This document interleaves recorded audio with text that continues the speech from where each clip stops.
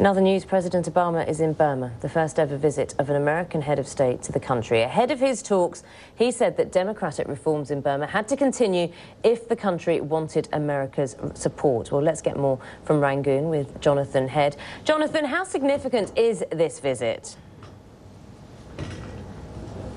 I think you can't really overstate the symbolic importance of it. I mean, this was a country where any visit by a leading head of state or any other leading figure from a Western government was inconceivable up to 2 years ago. To get a presidential visit from the most powerful country on earth, a country that has led the call for sanctions over the past few decades, is the most powerful symbol you could have, that Burma has returned to the fold of normal nations, that its isolation has come to an end. President Obama knows that. There has been a real debate about whether this visit, which carries such symbolic power, should have happened so soon. After all, these reforms have really only been going for about a year. There are still significant lingering human rights concerns. There's this terrible ethnic conflict in Rakhine State. His officials have said, this is the moment. We have to show the Burmese that we recognize the progress and that we're willing to push it along. There is a risk, of course. This visit would look like a failure if in a year's time there have been significant reverses. But President Obama believes his officials say they can lock in the advances that are made and encourage the Burmese officials who started these reforms. Remember, the government officials leading the current government are people from the old regime who've had to change a lot. There's a lot of changes of attitudes needed. The American officials believe they can encourage that with the status of this visit. And Mr. Obama has got some quite clear concessions out of them for the visit. A long list of promises from the Burmese government announced in the last 12 hours about remaining issues they'll look at. Political prisoners, access to the International Red Cross to prisons, reducing conflict, a whole range of areas of concern to human rights groups that the Burmese government has written on paper that it will really commit itself to improve. So, you know, it is an incredibly important visit. Of course, Burma, strategically important too, a place where China has a lot of influence and a region where the US wants to increase its footprint and build alliances. Jonathan, thanks very much for that. I know you're going to be following this very closely and we'll get more from you throughout the day. Thank you. Well, let's talk about today's events in Burma. I'm joined now by Dr. Marie Lal, who's a South Asia expert at the Institute of Education at the University of London. Good to have you with me. You heard what Jonathan was saying there. A long list of demands or changes that are needed. You've been following the region for some time now and what's going on in Burma. Do you have faith that these changes will happen? Oh, absolutely. I think until 2015, which is the next nodal point with the next elections, this government has decided on its course of reform. I was trying to remember this morning where we were a year ago and where I was still arguing with a lot of people about, are these changes real or are they not? A year later, they are confirmed. They are slow, but they are gradual. From a Burmese point of view, they're actually very quick, because if you think that the elections were in November 2010, the actual takeover of the government, the changeover of the government happened at the end of March 2011, it's only 18 months. And in those 18 months, we've had changes in labour laws, we've had the NLD recognised, we have Aung San Suu Kyi in the parliament, we have a peace process which has started with all the major groups.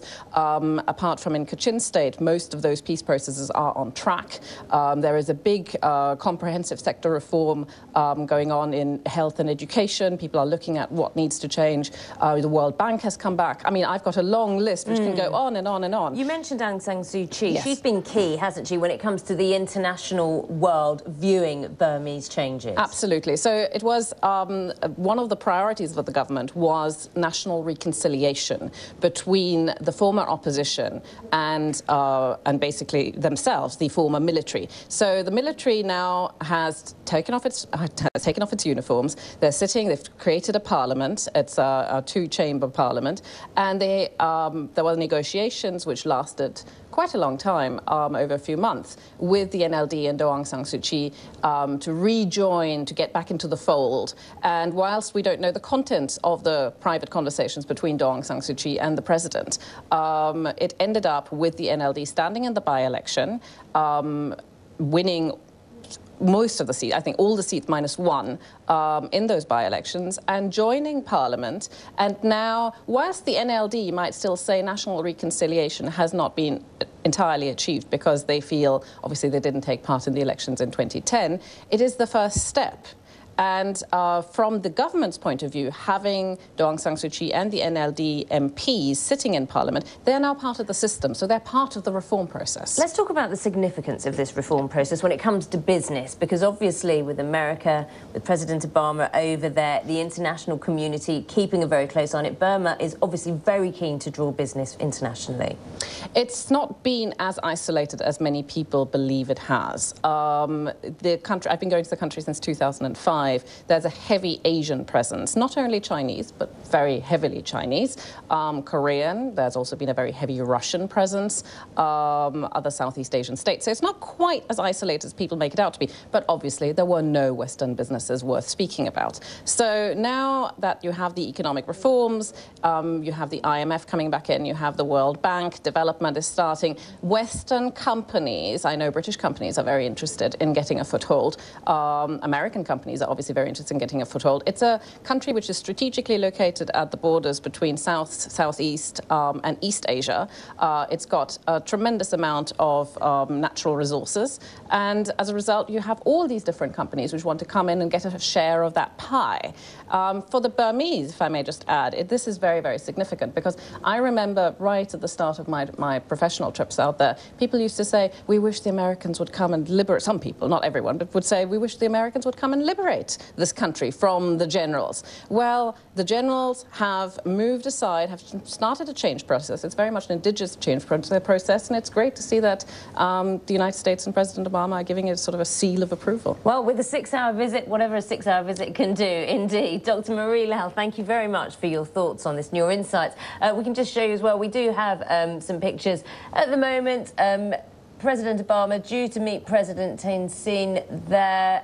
That's about to happen, I think, in that garden over there. When that happens, of course, if it does, in our time, we'll bring it to you. Of course, we're going to have much more on Burma, including a special report on tensions between Muslims and Buddhists in the region. That from our correspondent Fergal Keane in a few minutes' time. Now,